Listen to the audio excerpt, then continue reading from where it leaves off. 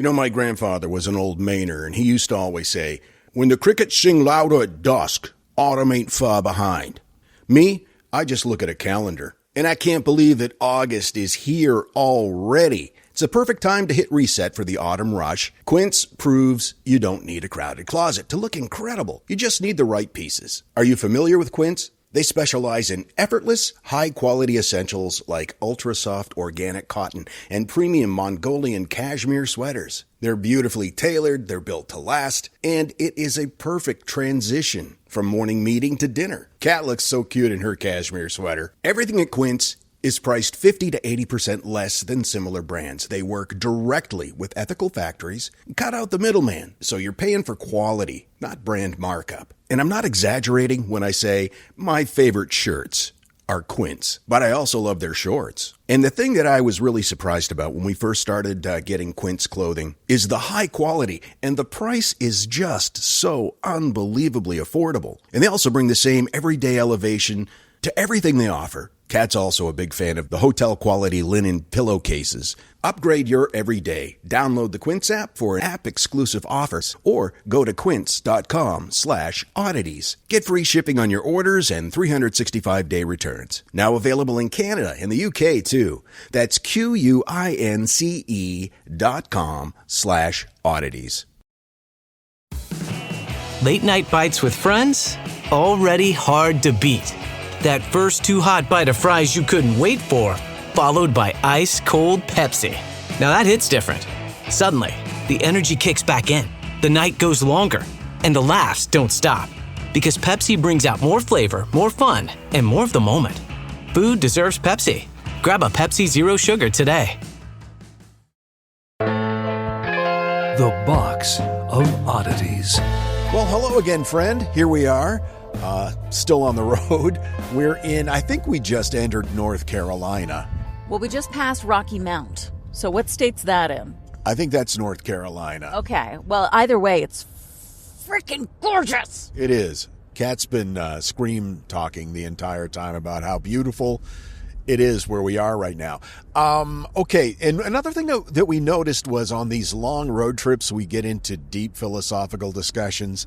This morning's conversation revolved around how many Starbucks Impossible breakfast sandwiches could we eat in one setting? I think we both decided that 4 seemed like a really good answer. I think so. I think that I could do 4 and not throw up. I mean, that's the point. You don't want to do it for nothing. And throwing up, I think, would... Let's stop saying throwing up. Yeah, maybe that's a good idea.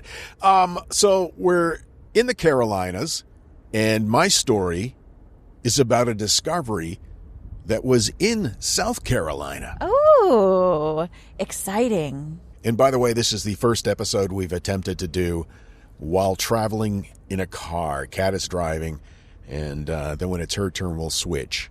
And she can do her story. All right.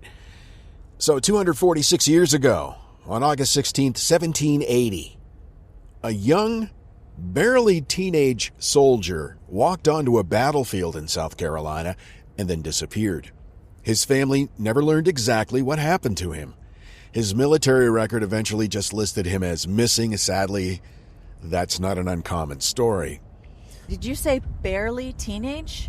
Yeah, barely teenage. They say 13 or 14-ish. No. It's really quite a story. As the decades become centuries, even his name has slipped out of history. But the boy himself was still there, hidden beneath a few inches of Carolina soil and just waiting for somebody to find him, which they did in the summer of 2020. This makes me sad. Archaeologists were surveying the site of the Battle of Camden, one of the Continental Army's worst defeats during the American Revolution. They were using metal detectors in search for musket balls and buttons and belt buckles, things like that. Pretty much anything left behind by the men who had fought there. And then they noticed bones sticking out of the ground. I can't imagine that was terribly uncommon. Yeah, and you're right. It's not that unexpected, except that they ended up finding 14 complete sets of human remains. Oh. Most had been buried hastily in shallow graves, probably by the British troops that were left in control of the battlefield. In some places, there was barely enough dirt covering them to keep the bodies out of sight. And of course, rain, erosion, the slow movement of soil over a couple of centuries started returning the dead to the surface. One of the bodies was a young man, and they designated him Camden 9B. The name simply meant that he was the second set of remains removed from the burial site number 9. It was efficient, clinical, completely empty of the person, his identity, or what his life was like. Right, just cataloging evidence at that point. Camden 9B was examined by forensic anthropologists, and the bones revealed that he was very young. So young that the growth plates around his knees had not completely closed. Oh. There was no obvious damage to his skeleton that would explain how he died. He may have been stabbed with a bayonet or shot through some soft tissue or killed by an injury that left no mark on his bones. However, it happened. He died alongside hundreds of other American troops during a battle that quickly became a huge continental disaster. Now, the Americans for this battle were commanded by Major General Horatio Gates, who had become a bit of a national hero after the victory at Saratoga. And Gates brought roughly 4,000 men toward Camden.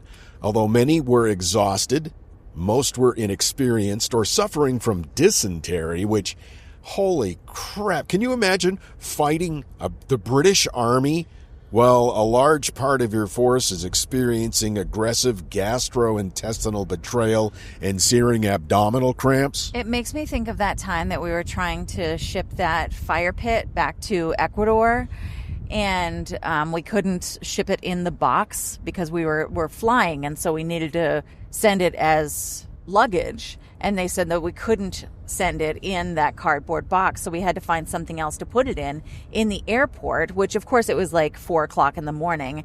And so I'm running around looking for something to put that fire pit in that we could, put it into luggage with. And I had to poop real bad. Okay. All right. Cool. So they get there, waiting for them was British General Charles Cornwallis with a small but far more disciplined army that the colonial army did. The two forces unexpectedly encountered each other during the night. By morning, they were positioned for battle. When the British regulars advanced, much of the military militia panicked and fled, including Major General Horatio Gates, who reportedly retreated and did not stop until he was about 60 miles away. Did he leave in a catering cart? Continental regulars held their ground longer, but they were eventually overwhelmed. Hundreds of American soldiers were killed, wounded, or captured. Many of the dead remained where they had fallen. Of course, that means you're exposed to animals, insects, August heat. Camden 9B was among those. In 2023, the 12 Continental soldiers found at the site were reburied with full military honors. Each coffin was carried by service members, flags were folded, rifles fired a salute. The stone above Camden 9B's grave reads, Unknown Revolutionary War Battle of Camden, August 16, 1780. By then, however, scientists had already begun trying to return a name to this guy. And all of them, but this particular person was so young. The Richland County's coroner's office had previously worked with a Texas company called FHD Forensics on modern unidentified person cases. The same basic question was now put to forensic genealogist Allison Peacock. Could those techniques be used to identify a recently discovered John Doe who had been dead for more than 240 years? Nobody knew. DNA had survived in human remains far older than these, but extracting ancient DNA is extremely difficult. Teeth are often used because enamel protects the genetic material inside. In this case, though, when they tested the teeth, it yielded almost nothing. Well, the exposure, I imagine, made almost all of it unusable. Pretty near. After centuries in the ground, human remains become jammed with all different types of bacteria and fungi and other organisms in the surrounding soil. I once heard a researcher say that finding the person's genetic material within that kind of contamination can be like trying to hear one whispered conversation in a stadium full of people. Well, yeah, and we know that there are mushrooms that grow specifically in, like, remains. So all kinds of stuff wants to be in there. The researchers finally turned to a portion of the temporal bone, which is a remarkably dense part of the skull located near the inner ear. Oh, it's so beautiful. Look at it. Sorry. Please continue. She wasn't remarking on how beautiful the thick temporal bone skull bone was. Because of its density, this bone can preserve DNA far, far longer after the rest of the skeleton has lost it. From a tiny piece of bone behind Camden 9B's ear, scientists recovered enough material to reconstruct his entire genome. Wow.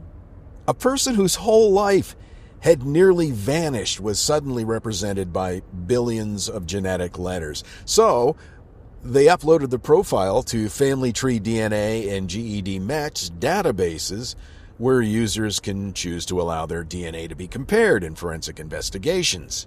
The search produced 20,000 genetic matches. Then came the slow human part of the process, building family trees, studying old documents, comparing military records, looking for a younger man who belonged to the right family, served in the right regiment, and vanished at the right battle. 3 different forms of DNA began pointing toward the same family in Maryland, and eventually a name surfaced. John Pumphrey. Aww. Here's the story. Pumphrey had apparently lost both parents when he was 10 years old. Researchers believe a cousin took control of the family's estate and left John and his siblings with few resources or prospects. 10 years old. Around 1777, when he was 13 or 14, John traveled to Baltimore and enlisted in the Continental Army. The signature on his re-enlistment papers was signed with an X, suggesting he probably never learned how to write his own name. Oh my God. The X is one of the only marks John knowingly left behind. Military records show that he served with the 7th Maryland Regiment. His unit endured the Winter of Valley Forge. He fought in some of the Revolution's defining battles, including Brandywine, Germantown, and Monmouth.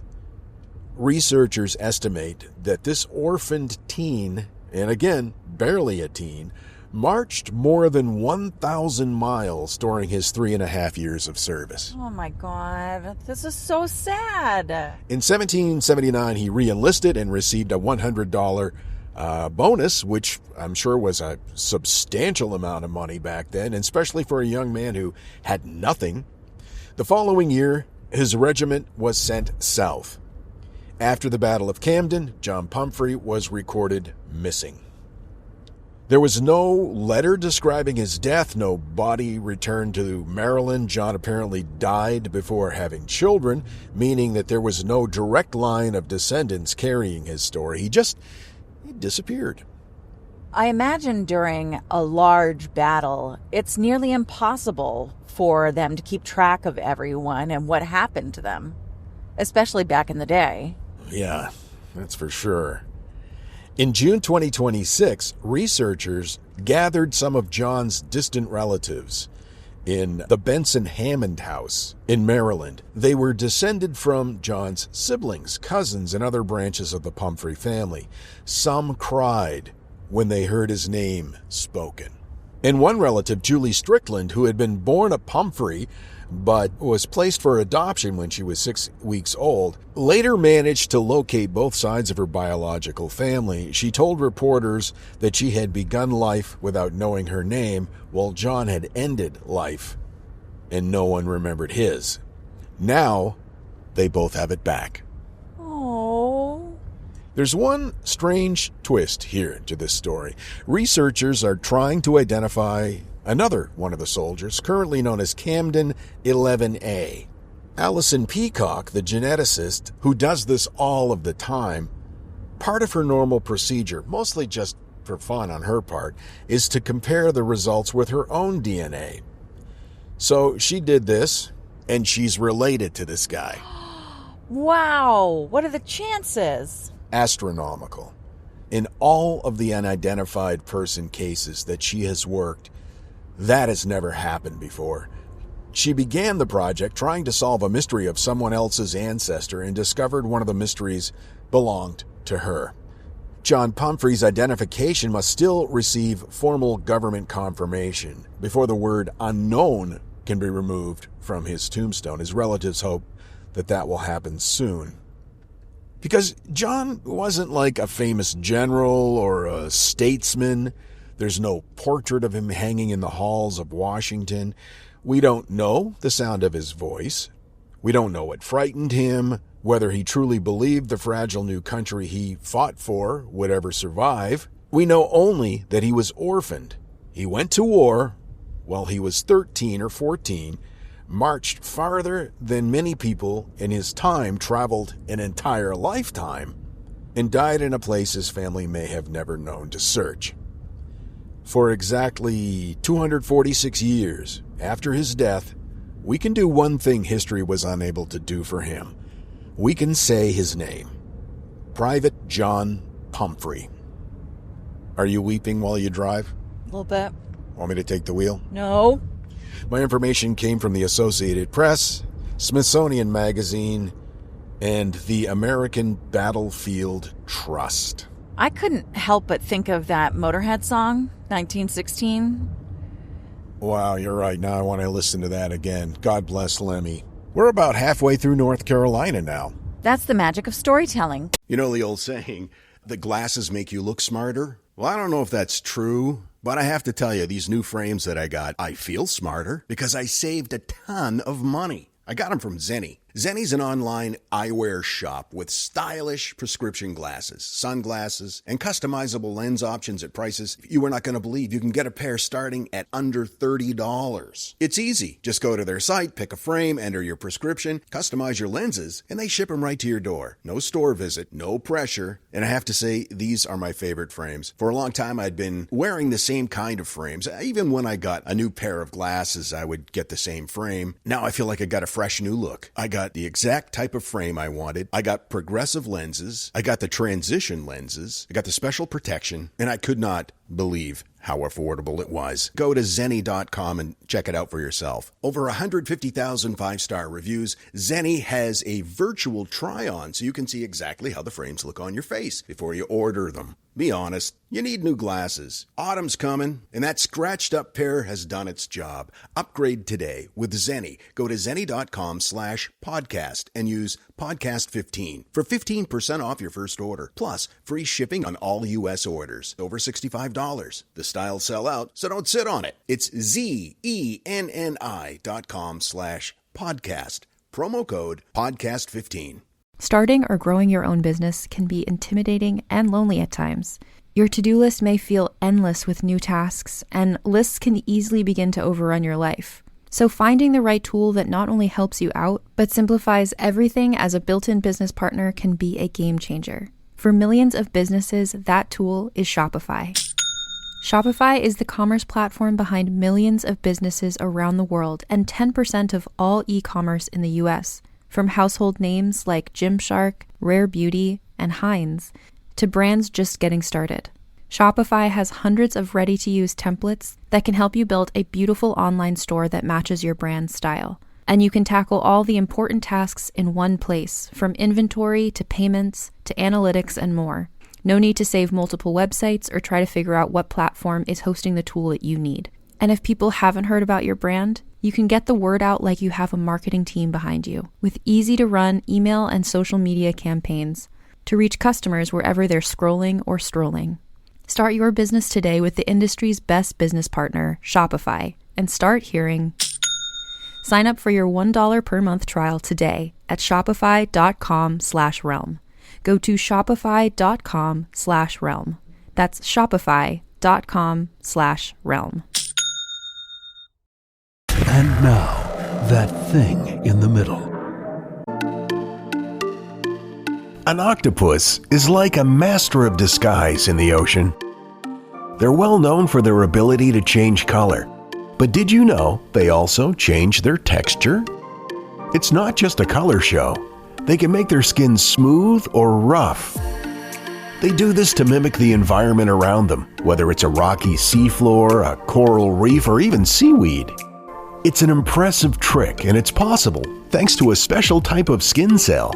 By flexing its muscles, an octopus can control these cells to alter the surface of their skin.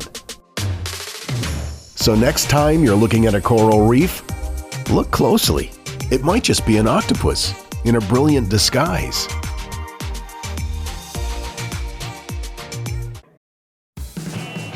The perfect lunch combo. That first bite of your favorite sub, followed by ice-cold Pepsi. Add a couple of friends, and now that's next level. Suddenly, the laughs get louder, the stories keep flowing, and the food tastes better.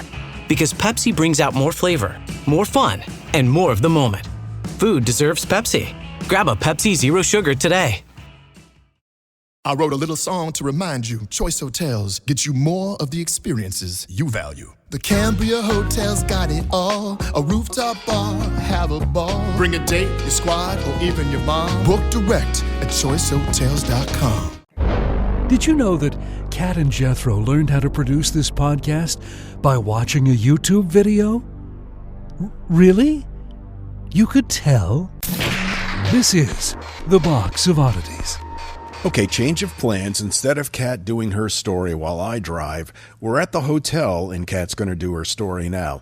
Not so much because she wanted to wait to do it in the hotel. She just doesn't want me to drive. You drove on this trip. A little bit, but you specifically said in this case, I don't want you to drive. I mean, the only time that you drove was when I'd been drinking. So I feel like that's probably the way we're going to move forward. Is it take the keys from Grandpa time? I don't think it's take the keys from Grandpa time yet. You are a very defensive driver, That's a good thing. says Grandpa. Who didn't get a speeding ticket in North Carolina. How dare you? You know that's just hurtful. What you got for me? So we've recently driven about 2,000 miles. That's about right, right? I think almost 3,000. Wow. Okay. Well, you know, when you drive that kind of distance, you're going to notice some things, some road signs and such, and you're going to see a lot of kills. And if you're me, you go, what's with all the kills? And if you're me, you try to cushion the blow by telling her it's something other than a cute little animal. Don't worry about it, honey. It's one of those Russian fur hats full of lasagna. Well, of course, I meant town names, not roadkill. Oh. But, yeah, fish kill, cats kill. Just a lot of kills. And you'll notice there are a lot of kills across New York and Pennsylvania. And that's interesting, I'm telling you it is, because it comes from the Dutch word, which means creek or riverbed or water channel. Now, this is the legacy of the 17th century Dutch who settled in New Netherland colony along the Hudson and Delaware River valleys. So in the 1600s, Dutch explorers and settlers named local streams and straits and towns using their native language, and why wouldn't they? So Fishkill Creek literally translates to Fish Creek Creek. Redundancy at its finest. So often, the endings of American place names are little fossils of language and settlement. I like the way you described that. A language fossil. I love a language fossil. When you see a ville, a burg, a ton, a ford on a map, you're sometimes looking at a clue about who named the place and when. Sometimes it's just about what was fashionable at the time. Now, ville comes from French, meaning town or city. I'm going to guess Shire is England. Hey, I'm still talking about ville. We've all moved on to Shire, sweetie. Well, American villes, ignoring you completely, don't necessarily indicate that French people founded the town. Instead, it was a naming fashion very popular in the U.S., particularly in the 18th and 19th centuries. So basically, if a wealthy person owned a chunk of land, They were like, this is my ville. Greenville, Clarksville, Louisville, Nashville. You know, it was just the person plus ville because it was sassy. Important dude plus town. Well, sure. And that tells you something about the culture of the period, too. A newly established settlement might be named after the person who founded it or owned the land or was politically important or wanted to honor a person that they felt was owed that. It's a reoccurring theme in American place names. We have an astonishing amount of geography named after dudes. And we have a lot of dudes named after their position in the family. For example, the name Johnson, that was John's son. I just find that really fascinating. First time I heard that, I was like in first grade, and I'm like, nah. And then I took my click-clacks and hit the kid in the face with them. Yeah, no, it's like the time that I learned that a parasol was named parasol because it was for the sun. And do you know how you say for the sun in Spanish?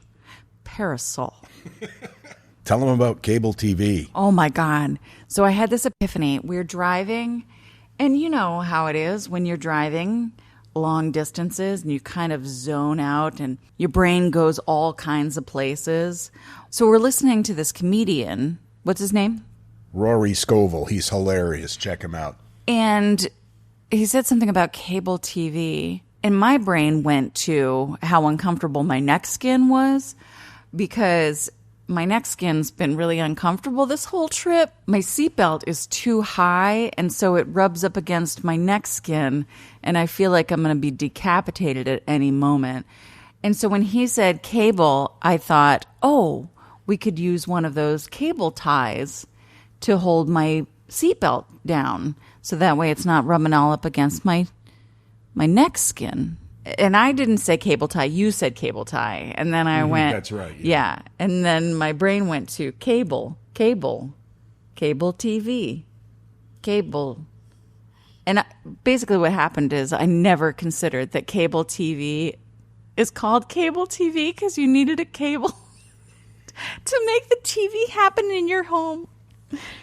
Maybe you just thought it was Cabal TV, and it was just a TV. It was an for underground mystic cult organization. Mm-hmm. Sometimes CNN feels that way. Anyway, burg. Let's talk about burg. Burg is from Germanic roots, and it means something like a fortified place or a settlement.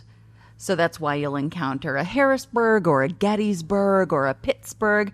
But Pittsburgh is actually particularly interesting because its spelling reflects its history. The city was named for a British statesman named William Pitt. And that's interesting because Pennsylvania was named after William Penn. Yes, 2 Williams. With 1/3 less calories than our regular Williams.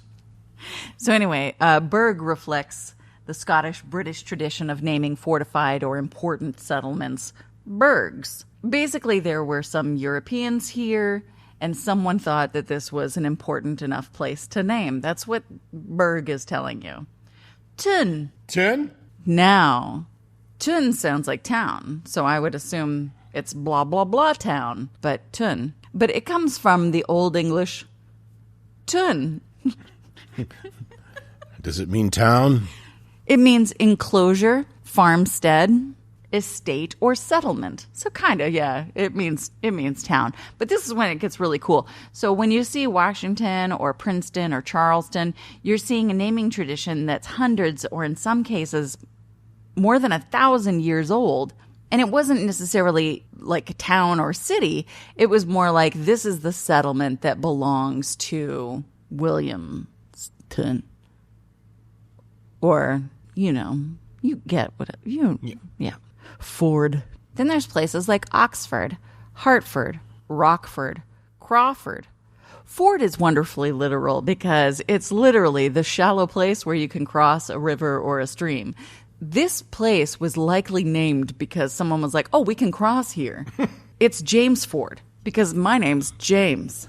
And I'm a little narcissistic, but I love to cross rivers. As so many of the early settlers did. Can't get enough. You keep resetting my thing. Stop touching my phone. So that gives you a little insight about how the town was developed. Okay, well, this is a good place to cross. And if you want to connect your town to the next town over, you want to do it at a place where you can cross the river. Ford. It's neat, sweetie. Oh, it's very neat. Port. Well, that one's pretty obvious. Yeah. That just speaks to the town's original economic function, usually. It's like, oh, you could park here, your boat, my guy, and put your stuff on the ground. You know. Now, there's fields and woods and dales and mounts. And just so you know, finding the right wording for what are the most common U.S. town name suffixes to get the right answer that I was looking for so that I could include tons and fords and burgs and fields and woods and dales and mounts. You know what I'm saying? Not as easy as you might think, because the internet kept wanting to tell me other things. And I was like, no, I want to know what the most common suffixes are. And then it was like, well, you know what's really popular? I'm like, I don't want to know what's popular. I want to know what's the most popular. Get out of my face, Google. Once again, you're arguing with robots. So sometimes a town's name is basically a description of what someone saw when they arrived. Springfield. Ah, nice. Riverdale. That's a thing. Belmont. Okay, so you're French. And you saw a pretty mountain. Because, you know, Belle and Mont. You get French, right? So because eventually European naming conventions started colliding with Native American names and Spanish names and French names and indigenous translations. At one point, AI tried to tell me that Wisconsin was German. And I was like, this is why we don't trust AI. Because Wisconsin is not German. It had a shit ton of German settlers. That's exactly right. That's what I was researching. So that's the fun thing about all of this, is that sometimes, because of this linguistic soup, the name preserves a piece of history. Like I said, there was a British invasion, or in this case, a Dutch invasion to the Hudson Valley. So you're going to find a lot of kills. There was German invasion into Pennsylvania. So that's where you're getting all the burgs and all that business. When immigrants arrived in large enough numbers to create communities rather than simply assimilating into existing ones, they recreated little pieces of home on the American map. So it's not just suffixes, obviously. This is so fun. Let's go to Michigan. Around Holland, Michigan, you'll get an incredible concentration of Dutch names. There was a major Dutch colony there, established around 1847.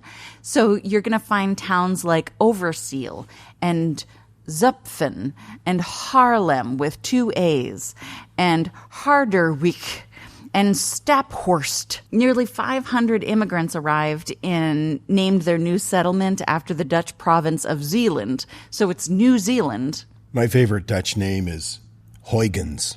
That's just fun to say. Huygens. Huygens, how's that spelled? H. Huygens. H. Huygens. So the next time you see a highway sign, don't just read it, look at it. Think about the name breakdown, what that means, and what that can tell you about the history of the town. Sometimes it's really fucking cool. Sometimes it's a burg, but not just because the word burg is fun, but because Germans. Anyway, sometimes it's just because a dude bought the land. I did a lot of weird Googling for this episode, so I don't have, like, good sources where you can be like, oh, I'd like to learn more about this. You just have to Google the shit out of it. That's my source. Well, I find that fascinating, and we've talked about this in the past. A book called Penobscot Man that your brother lent me talks about how a lot of the Native American names, they translate to things that are pretty much a little snapshot of their lives. Right, it's like a descriptor of what went on in that place. And I love that. I don't remember which word it was or which location it was because Maine, as you know, most of New England and all over the country, there are many authentic Native American names. But this particular one meant the place where we caught sturgeon by torchlight. It takes you right back to a moment. Oh, well, thanks. It's no wonder I didn't remember the name. Kat looked up the name. It is Passagasawakeg. Passagasawakeg. That's so musical. There are a ton of kegs in Maine, and that's because the tribes in that region referred to a land, a settlement, an area as a keg. K-E-A-G. Keg. See how it all comes together.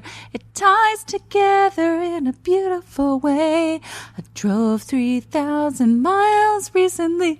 I'm very tired and my bones hurt. America, fuck yeah. That's so pretty. Hey, we'll see you guys next time. I really appreciate you, and also kind of feel like I should apologize. We're doing the best we can, you guys.